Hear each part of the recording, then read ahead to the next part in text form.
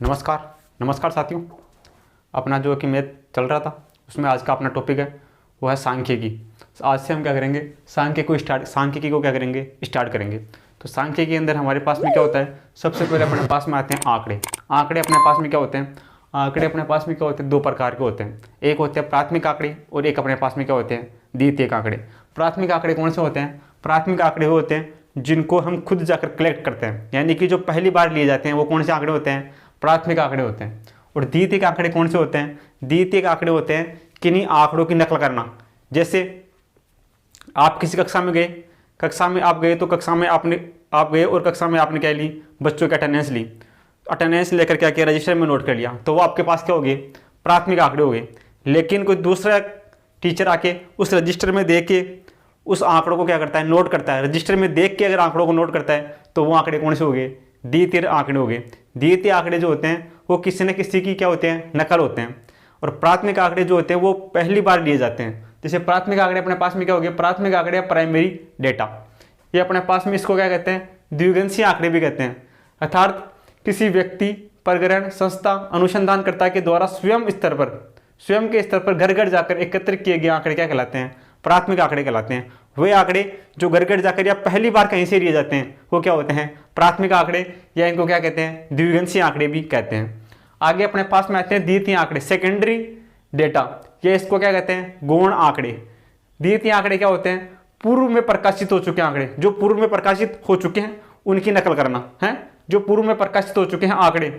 प्राथमिक आंकड़े एवं द्वितीय आंकड़ों के परिमाण में कोई अंतर नहीं होता। जो प्राथमिक आंकड़े होते हैं वो क्या होते हैं, द्वितीय आंकड़े होते हैं। बस उसमें क्या होता है कि जो द्वितीय आंकड़े होते हैं, जो प्राथमिक आंकड़ों क्या होती है, नकल होती है। तो इनके आंकड़ों में क्या होता है, परिमाण में कोई अंतर नहीं होता है, फिर भी इनकी प्रकृति में क्या होता है, अंतर होता है। इनकी प्रकृति में तो क्या होता है, अंतर होता है। और जो प्राथमिक आंकड़े होते हैं वो प्रत्यक्ष होते हैं, मतलब प्राथमिक आंकड़े होते हैं जो प्रत्यक्ष रूप से लिए जाते हैं। प्राथमिक आंकड़ों में समय ज़्यादा लगता है, धन का खर्च भी ज़्यादा लगता है, और इसमें क्या होता है, श्रम भी ज़्यादा लगता है, पैसा भी ज़्यादा लगता है, और समय भी क्या होता है, ज़्यादा लगता है। प्राथमिक आंकड़ों के अंदर ज़्यादा समय, ज़्यादा पैसा और ज़्यादा श्रम की क्या होती है, आवश्यकता होती है। और प्राथमिक आंकड़े जो होते हैं वो प्रत्यक्ष आंकड़े होते हैं। प्राथमिक आंकड़े अधिक विश्वसनीय माने जाते हैं। जो प्राथमिक आंकड़े जो होते हैं वो अत्यधिक क्या होते हैं, विश्वसनीय होते हैं, विश्वास करने योग्य होते हैं, क्योंकि प्राथमिक आंकड़े जो कि हम स्वयं जाकर एकत्रित करते हैं। और द्वितीय आंकड़े क्या होते हैं, किसी न किसी आंकड़ों की क्या होती है, नकल होती है। यहाँ से अपने पास में विश्वसनीयता कुछ का घटकों पर निर्भर, प्रगणक पर, उत्तरदाता पर, प्रश्नों की प्रकृति पर। जैसे प्रश्नों की प्रकृति कैसी है, प्रश्नों की प्रकृति हाँ नहीं में है, सही गलत में है, भाषा जैसे उत्तर हाँ नहीं में है, सरल एक दो शब्दों में है। तो जो विश्वसनीयता होती है, प्राथमिक आंकड़े क्या होते हैं, विश्वसनीय होते हैं। और इनकी विश्वसनीयता जो कि उत्तरदाता पर, प्रश्नों की प्रकृति पर और प्रगणक पर क्या करती है, निर्भर करती है। तो अपने पास में क्या होते हैं, आंकड़े दो प्रकार के होते हैं, प्राथमिक आंकड़े, द्वितीय आंकड़े। प्राथमिक आंकड़े जो होते हैं वो किन्हीं ने, जो अपने पास में क्या होते हैं, विश्वसनीय होते हैं, प्रत्यक्ष आंकड़े होते हैं, पहली बार कहीं से लिए जाते हैं। और जो द्वितीय आंकड़े होते हैं वो किसी न किसी आंकड़ों की क्या होती है, नकल होती है। द्वितीय आंकड़े क्या होते हैं, विश्वास करने योग्य कम होते हैं, जबकि प्राथमिक जो आंकड़े होते हैं वो अधिक विश्वसनीय होते हैं। तो आप आंकड़े अपने पास में दो प्रकार के हो गए, प्राथमिक आंकड़े और द्वितीय आंकड़े। अब इसको स्लाइड को आप नोट करो कॉपी में।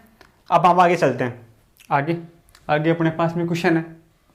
क्वेश्चन अपने पास में क्या है, पूर्व में प्रकाशित हो चुके ऐसे आंकड़े जो एक राज्य सरकार द्वारा भविष्य में योजनाओं के निर्माण हेतु उपयोग में लिए जा सकते हैं, किस प्रकार के आंकड़े कहलाते हैं। यानी कि पूर्व में प्रकाशित हो चुके आंकड़े हैं और उनको भविष्य में किसी योजनाओं के निर्माण हेतु क्या किया जा रहा है, प्रयोग में लिया जा रहा है। यानी कि क्या की जा रही है, जो पहले जो आंकड़े अपने पास में दिए गए हैं उन आंकड़ों की क्या की जा रही है, नकल की जा रही है। तो इसमें अपने पास में क्या हो रही है, आंकड़ों की नकल हो रही है। अगर आंकड़ों की नकल हो रही है तो अपने पास में कौन से आंकड़े होंगे, अपने पास में द्वितीय आंकड़े होंगे। तो अपने पास में किस प्रकार के आंकड़े होंगे, ये जो आंकड़े अपने पास में होंगे वो किस प्रकार के होंगे, वो अपने पास में होंगे द्वितीय प्रकार के आंकड़े। यानी कि कोई भी आंकड़े जो पहले प्रकाशित हो चुके हैं और बाद में किसी भी प्रकार की योजना के लिए, किसी भी कार्य के लिए उनको क्या किया जाता है, उनका प्रयोग किया जाता है। यानी कि उनकी क्या की जाती है, नकल की जाती है। अगर नकल की जाती है तो अपने पास में कौन से आंकड़े होंगे, वो अपने पास में द्वितीय आंकड़े होंगे। जो अपने पास में प्राथमिक आंकड़े होते हैं, प्राथमिक आंकड़ों का संग्रहण कैसे करते हैं, प्रश्न पूछकर, अनुसूची भरकर किया जाता है। जो प्राथमिक आंकड़े होते हैं उनका संग्रहण कैसे किया जाता है, घर घर जाकर या तो आप किसी से प्रश्न पूछो या फिर क्या करो, अनुसूचियाँ भरकर क्या कर सकते हैं, प्राथमिक आंकड़ों का संग्रहण किया जा सकता है। आगे अपने पास में टॉपिक है परास या रेंज। परास अपने पास में क्या होती है, परास अपने पास में होती है सबसे बड़ा प्रेक्षण माइनस सबसे छोटा प्रेक्षण। परास के लिए फॉर्मूला अपने पास में क्या होता है, परास बराबर अपने पास में होता है सबसे बड़ा प्रेक्षण माइनस सबसे छोटा प्रेक्षण। जैसे अपने पास में एग्जाम्पल दिया गया है, इसमें अपने को दिया गया प्रेक्षणों 11, 9, 29, 31, 17, 4, 25 की परास कितनी है। ये क्वेश्चन दिया गया, इसमें अपने को क्या करना है, परास या अपने को क्या ज्ञात करनी है, रेंज ज्ञात करनी है। तो परास अपने पास में क्या होगी, सबसे बड़ा प्रेक्षण माइनस में सबसे छोटा प्रेक्षण। तो सॉल्यूशन, इसका सॉल्यूशन अपने पास में क्या होगा, परास अपने को ज्ञात करनी है, परास यानी कि अपने को क्या ज्ञात करनी है, रेंज ज्ञात करनी है। आर ज्ञात करना है, आर यानी कि रेंज ज्ञात करनी है। ये अपने पास में क्या, परास आर अपने को ज्ञात करनी है। परास आर अपने पास में क्या होगी, सबसे बड़ा प्रेक्षण, सबसे बड़ा प्रेक्षण माइनस सबसे छोटा प्रेक्षण। सबसे बड़ा प्रेक्षण अपने पास में कौन सा है, इसमें सबसे बड़ा प्रेक्षण अपने पास में है 31। सबसे बड़ी संख्या कौन सी 31 है, तो सबसे बड़ा प्रेक्षण अपने पास में कौन सा है, ये अपने पास में है सबसे बड़ा प्रेक्षण 31 माइनस सबसे छोटा प्रेक्षण, सबसे छोटी संख्या कौन सी है, सबसे छोटी संख्या अपने पास में 4 है। तो सबसे छोटा प्रेक्षण क्या हो गया, 4। तो ये अपने पास में क्या हो गया, आर बराबर अपने पास में क्या हो गया, 31 माइनस 4 कितना हो गया अपने पास में, 27। तो अपने पास में परास कितनी होगी, 27 होगी। 27 अपने क्या हो गया, इसके लिए आंसर हो गया। इस प्रकार हम क्या कर सकते हैं, परास ज्ञात कर सकते हैं। आगे अपने पास में है बारंबारता यानी कि फ्रीक्वेंसी। अपने को कोई भी प्रेक्षण दिया गया है, उस प्रेक्षण की बारंबारता कैसे ज्ञात करते हैं। जैसे कोई प्रेक्षण जितनी बार आता है, कोई भी प्रेक्षण अपने पास में जितनी भी बार आता है, वही अपने पास में क्या होती है, उसकी बारंबारता होती है। कि कोई प्रेक्षण कितनी बार आया है या लिखा गया है, वह संख्या उस प्रेक्षण की बारंबारता कहलाती है। जैसे एग्जाम्पल के लिए, ये अपने पास में प्रेक्षण है, इस प्रेक्षण में जो संख्या अपने पास जितनी बार आई है, जैसे अपने पास में 3 कितनी बार है, 3 अपने पास में 2 बार है। 8 अपने पास में कितनी बार है, 8 अपने पास में 2 बार है। तो 3 की बारंबारता कितनी है, 2 है। 8 अपने पास में कितनी बार है, 2 बार है। तो 8 की बारंबारता कितनी है, 2 बार है। 5 अपने पास में इसमें कितनी बार है, 5 अपने पास में 1, 2, 3 बार है। तो 5 की बारंबारता अपने पास में कितनी है, 3 है। तो इसका मतलब क्या हो गया, बारंबारता क्या हो गई, कोई भी प्रेक्षण कितनी बार आया है या कितनी बार लिखा गया है, वही क्या होगी, उस प्रेक्षण की बारंबारता होगी। वही उस प्रेक्षण की क्या होगी, बारंबारता होगी। बारंबारता के लिए मिलान चिन्हों का प्रयोग किया जाता है। जो बारंबारता होती है, बारंबारता को प्रदर्शित करने के लिए क्या करते हैं, मिलान चिन्हों का प्रयोग करते हैं। मिलान चिन्हों का प्रयोग कैसे, जैसे अपने को 5 लिखना है, तो 5 अपने पास में किसे होगा, 1, 2, 3, 4, यहां से कट करेंगे तो अपने पास क्या बनेगा, 5 बनेगा। ये अपने पास में क्या है, ये अपने पास में है 5, ये अपने पास में है 5, 1, 2, 3, 4 और यहां से काट दिया तो क्या हो गया, 5। ये अपने पास कितना हो गया, 1, 2, 3, 4, यहां से काट दिया 5 और एक अपने पास में ये अपने पास में कितना हो गया, 6 हो गया। तो जो बारंबारता होती है उसको क्या करते हैं, मिलान चिन्हों से प्रदर्शित करते हैं। अब जैसे अपने पास में एक एग्जाम्पल दिया गया है, प्रेक्षण अपने पास में ये दिया गया है, इसमें अपने को 3 की बारंबारता याद करनी है। तो कोई भी प्रेक्षण अपने पास में जितनी बार आता है वही क्या होती है, उसकी बारंबारता होती है। तो अपने को 3 की बारंबारता याद करनी है। तो इसमें अपने पास 3 कितनी बार है, 1 बार, 2 बार, 3 अपने पास में 2 बार है। तो 3 की बारंबारता कितनी होगी, 3 की बारंबारता 2 हो गई 2। यहाँ पे अपने पास में 5 की बारंबारता, इस प्रेक्षण में अपने पास में 5 कितनी बार है, 5 अपने पास में 1, 2, 3 बार है। तो 5 की बारंबारता कितनी होगी, 3 होगी। तो किसी भी प्रेक्षण की बारंबारता ज्ञात करने के लिए जो प्रेक्षण जितनी बार आता है वही क्या होती है, उसकी बारंबारता होती है। और उसको क्या करते हैं, मिलान चिन्ह से भी शो करते हैं।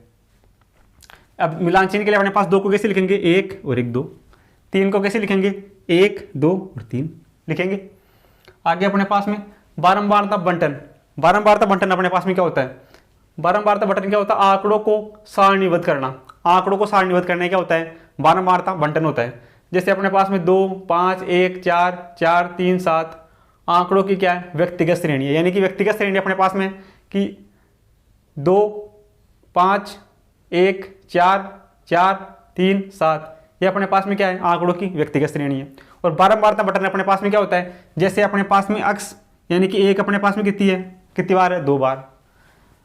2 अपने पास में कितनी है, 2 की फ्रीक्वेंसी कितनी है, 3, यानी 2 की बारंबारता कितनी है, 3। 3 की बारंबारता कितनी है अपने पास में, 7। 4 की बारंबारता कितनी है, 5। 5 की बारंबारता अपने पास में कितनी है, 9। तो इसको बारंबारता बटन में क्या करना, आंकड़ों को श्रेणीबद्ध करना, आंकड़ों को क्या करना, सारणीबद्ध करना, क्या कहलाता है, बारंबारता बटन कहलाता है। जैसे अपने पास में कोई वर्ग हो सकता है, जैसे 0 से 5 तक की जो संख्याएं हैं वो अपने पास में 4 बार है। 5 से 10 के बीच की जो संख्याएं हैं वो अपने पास में कितनी बार है, 5 बार है। उसकी बारंबारता कितनी है, ये अपने पास में 9 बार है। 10 से 15 तक की जो संख्याएं हैं वो अपने पास में कितनी बार है, 3 बार है। इसकी बारंबारता यानी कि फ्रीक्वेंसी अपने पास में कितनी है, 3 है। 15 से 20 तक की जो संख्याएं हैं उनकी बारंबारता फ्रीक्वेंसी अपने पास में कितनी है, 7 है। तो बारंबारता बटन क्या होता है, आंकड़ों को सारणीबद्ध करना, आंकड़े जो है उसको सारणी में क्या कर दिया, फिट कर दिया, सारणी में फिट कर दिया आंकड़ों को सारणी में फिट करना क्या कहलाता है, बारंबारता बटन कहलाता है। आगे अपने पास में जो बारंबारता बटन है, आंकड़ों को क्या करना, सारणीबद्ध करना है, क्या कहलाता है, बारंबारता बटन कहलाता है। बारंबारता बटन अपने पास में 2 प्रकार के होते हैं। एक अपने पास में होता है असंतत, खंडित या अवर्गीकृत बारंबारता बंटन। एक अपने पास में होता है सतत, खंडित और वर्गीकृत बारंबारता बंटन। तो सबसे पहले बात करते हैं संतत बारंबारता बटन या खंडित या अवर्गीकृत बारंबारता बटन। इसमें क्या होता है, आंकड़ों की परास छोटी होती है। आंकड़ों की परास अगर छोटी होने पर असंतत बारंबारता बटन बनाया जाता है। इसमें प्रत्येक परीक्षण की बारंबारता लिखी जाती है। जैसे अपने पास में प्राप्तांक छात्रों की संख्या, जैसे 0 अंक प्राप्त करने वाले छात्रों की संख्या कितनी है, 4 है। 1 अंक प्राप्त करने वाले छात्रों की संख्या कितनी है, 7 है। 2 अंक प्राप्त करने वाले छात्रों की संख्या कितनी है, 19 है। 3 अंक प्राप्त करने वाले छात्रों की संख्या कितनी है, 17 है। 4 अंक प्राप्त करने वाले छात्रों की संख्या कितनी है, 12 है। 5 अंक प्राप्त करने वाले छात्रों की संख्या कितनी है, 5 है। यानी कि इसमें क्या किया जाता है, आंकड़ों की परास छोटी है अपने पास में, आंकड़ों की परास छोटी होने पर असंतत बारंबारता बंटन बनाया जाता है। इसमें प्रत्येक परीक्षण की बारंबारता लिखी जाती है। जैसे 0 की बारंबारता कितनी है, 4 है। 1 की बारंबारता 7 है। 2 की बारंबारता 19 है। 3 की बारंबारता 17 है। 4 की बारंबारता 12 है। 5 की बारंबारता कितनी है, 5 है। ये अपने पास में क्या हो गया, असंतत बारंबारता बंटन। आगे अपने पास में क्या है, संतत बारंबारता बंटन। संतत बारंबारता बंटन क्या होता है, इसमें संतत बारंबारता बंटन तब बनाया जाता है जब आंकड़ों की परास क्या होती है, बड़ी होती है। असंतत बारंबारता बटन में अपने पास में क्या होता है, आंकड़ों की परास छोटी होती है, जबकि संतत बारंबारता बटन के अंदर आंकड़ों की परास क्या होती है, बड़ी होती है। इसमें वर्ग लिखे जाते हैं। वर्ग का मतलब जैसे 0 से 5, 5 से 10, 10 से 15, 15 से 20, इसमें क्या किए जाते हैं, वर्ग लिखे जाते हैं। और अपने पास में जो संतत बारंबारता बटन होता है वो अपने पास में कितने प्रकार का होता है, 2 प्रकार का होता है। इसमें अपने पास में 2 श्रेणियाँ होती हैं। एक तो अपने पास में होती है अपवर्जित श्रेणी और एक अपने पास में क्या होती है, समावेशी श्रेणी। तो अपने पास में जो असंतत बारंबारता बटन है इसकी परास छोटी होती है, प्रत्येक परीक्षण की बारंबारता लिखी जाती है। जबकि संतत बारंबारता बटन होता है इसमें आंकड़ों की परास क्या होती है, बड़ी होती है, इसको वर्ग में लिखा जाता है। और ये अपने पास में 2 प्रकार के होते हैं, अपवर्जित श्रेणी और समावेशी श्रेणी। कल की क्लास में हम जो कि अपवर्जित श्रेणी और समावेशी श्रेणी के बारे में क्या करेंगे, अध्ययन करेंगे। आप इसका फटाक से स्क्रीनशॉट लो।